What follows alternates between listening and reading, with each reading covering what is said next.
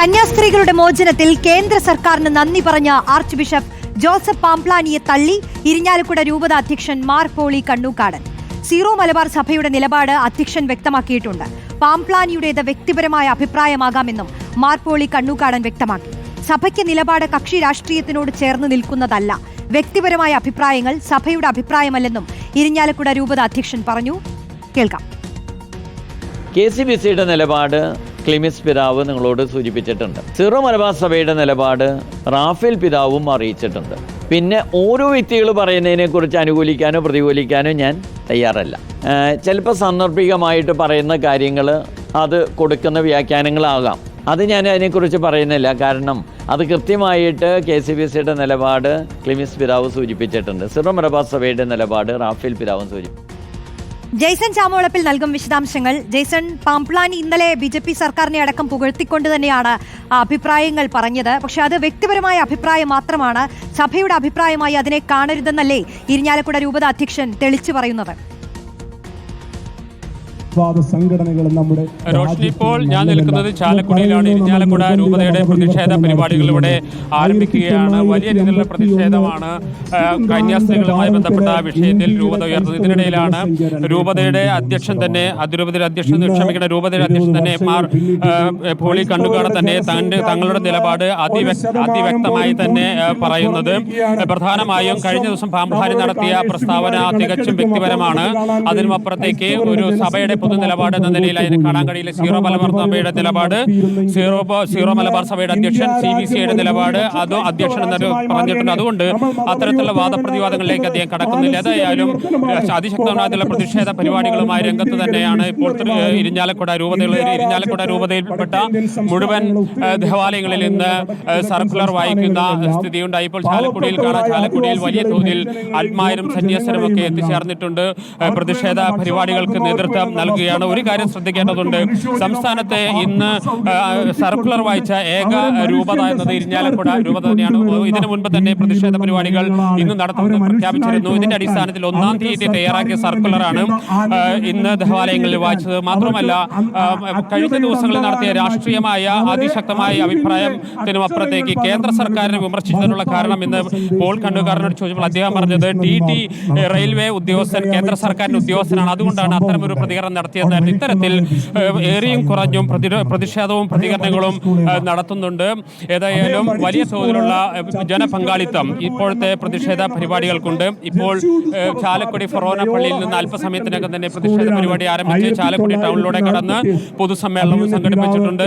വരും ദിവസങ്ങളിൽ ഇപ്പോൾ നമുക്ക് ഈ പരിപാടി തുടങ്ങാൻ പോവുകയാണ്. പോൾ കണ്ണൂക്കാടൻ തന്നെ, അതായത് ഇരിഞ്ഞാലക്കുട രൂപത അധ്യക്ഷൻ തന്നെ ഇപ്പോൾ എത്തിച്ചേർന്നിട്ടുണ്ട്. അല്പസമയത്തേക്ക് ഫ്ലാഗ് ഓഫ് നടക്കും. അതോടൊപ്പം തന്നെ ആ പ്രതിഷേധ പരിപാടികൾക്ക് തുടക്കം കുറിക്കും. വലിയ തോതിൽ പുരോഹിതരുടെയും ആത്മാരുടെയും സന്യസ്തരുടെയും കന്യാസ്ത്രീകളെയും സിസ്റ്റേഴ്സിനെയും ഒക്കെ സാന്നിധ്യം കൊണ്ട് പ്രതിഷേധ പരിപാടി ശക്തമാകുന്നു. പല രൂപതകളും പ്രതിഷേധ പരിപാടികൾ കഴിഞ്ഞ ദിവസം ജാമ്യം ലഭിച്ച പശ്ചാത്തലത്തിൽ പ്രതിഷേധ പരിപാടികളിൽ നിന്ന് അല്പം പുറകോട്ട് പോയിട്ടുണ്ടെങ്കിലും നേരത്തെ നിശ്ചയിച്ച പ്രതിഷേധ പരിപാടി നടത്താൻ തന്നെയാണ് പ്രധാനമായി ഇരിഞ്ഞാലക്കുട രൂപത തീരുമാനിക്കുന്നത്. ഇതിനുള്ള പ്രധാനപ്പെട്ട കാര്യം, വരും നാളുകളിലും ഇത്തരത്തിലുള്ള പ്രതികരണങ്ങൾ രാജ്യത്തിന്റെ വിവിധ ഭാഗങ്ങളിൽ നിന്നുണ്ടാകും. അത്തരത്തിലുള്ള പ്രതികരണങ്ങൾ തടയുക എന്ന് തന്നെയാണ് പ്രധാനമായി ഉദ്ദേശിക്കുന്നത് ഈ പ്രതിഷേധ പരിപാടിയിൽ. ഇപ്പോൾ നമുക്ക് ദൃശ്യങ്ങളിൽ നിന്ന് കാണാം. ഇരിഞ്ഞാലക്കുട രൂപത അധ്യക്ഷൻ ഇപ്പോൾ ഫ്ലാഗ് ഓഫ് ചെയ്തിരിക്കുന്നു. പ്രതിഷേധ പരിപാടികൾക്ക് തുടക്കമായിരിക്കുന്നു. ചാലക്കുടി നഗരത്തിലൂടെ വലം വെച്ച ശേഷം പൊതുപരിപാടി സംഘടിപ്പിക്കും.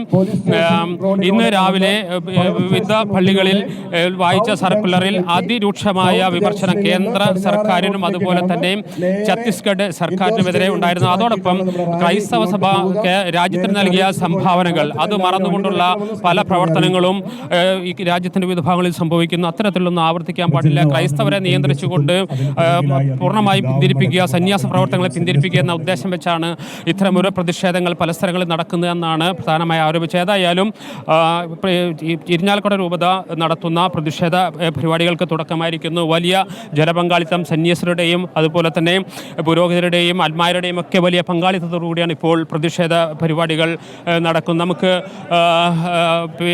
ഇരിഞ്ഞാലക്കുട രൂപത അധ്യക്ഷനോട് തന്നെ ഇക്കാര്യം ചോദിച്ചറിയാം. പിതാവെ, മറ്റ് സ്ഥലങ്ങളിൽ നിന്ന് ശക്തമായ പ്രതിഷേധത്താണ് ഇരിഞ്ഞാലക്കുട രൂപത നേതൃത്വം. എന്താണ് നൽകുന്ന സന്ദേശം?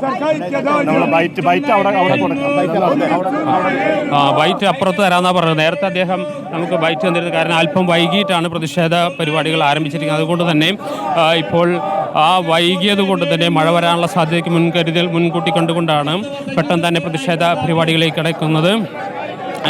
രാവിലെ വായിച്ച സർക്കുലറിൽ പ്രധാനമായും ഉന്നയിച്ചിരിക്കുന്നത് ബജ്രംഗ് ദളിനെയും സംഘപരിവാർ സംഘടനകളെയും രൂക്ഷമായി വിമർശിക്കുകയും ഇത്തരത്തിൽ സംഘടനകൾ രാജ്യത്തിൻ്റെ സമാധാന അന്തരീക്ഷം തകർക്കുന്നതിൽ പ്രധാന പങ്കുവഹിക്കുന്നു, ഇവരെ നിയന്ത്രിക്കണം. ഇത്തരം ശക്തികളെ വെച്ചുകൊണ്ട് ക്രൈസ്തവ സമൂഹത്തെ അടിച്ചമർത്താൻ ശ്രമിച്ചാൽ അതിനെ ചെറുത്തുതോൽപ്പിക്കുന്ന അടക്കമുള്ള വലിയ സന്ദേശമാണ് ഇന്ന് രാവിലെ വായിച്ച സർക്കുലറിലുള്ളത്. അത്തരത്തിൽ തുടർന്നും ഇത്തരത്തിലുള്ള പ്രതിഷേധങ്ങളുമായി മുന്നോട്ട് പോകാൻ തന്നെയാണ് ഇരിഞ്ഞാലക്കുട രൂപതയുടെ തീരുമാനം. ശരി, എന്തായാലും പ്രതിഷേധ റാലി തുടങ്ങിയിരിക്കുന്നു. ഭാരതത്തിൽ നടമാടുന്ന ക്രൈസ്തവ പീഡനങ്ങൾക്കെതിരെയുള്ള പ്രതിഷേധ റാലി എന്നടക്കം ഫ്ലെക്സ് ഉയർത്തിക്കൊണ്ട് അവർ പ്രതിഷേധം തുടങ്ങിയിരിക്കുകയാണ്. ഇരിങ്ങാലക്കുട രൂപത അധ്യക്ഷൻ ഫ്ലാഗ് ഓഫ് ചെയ്തു. പ്രതിഷേധം നടക്കുന്നു. ജെയ്സൺ ചാമോളപ്പിലാണ് വിശദാംശങ്ങൾ നൽകിയത്.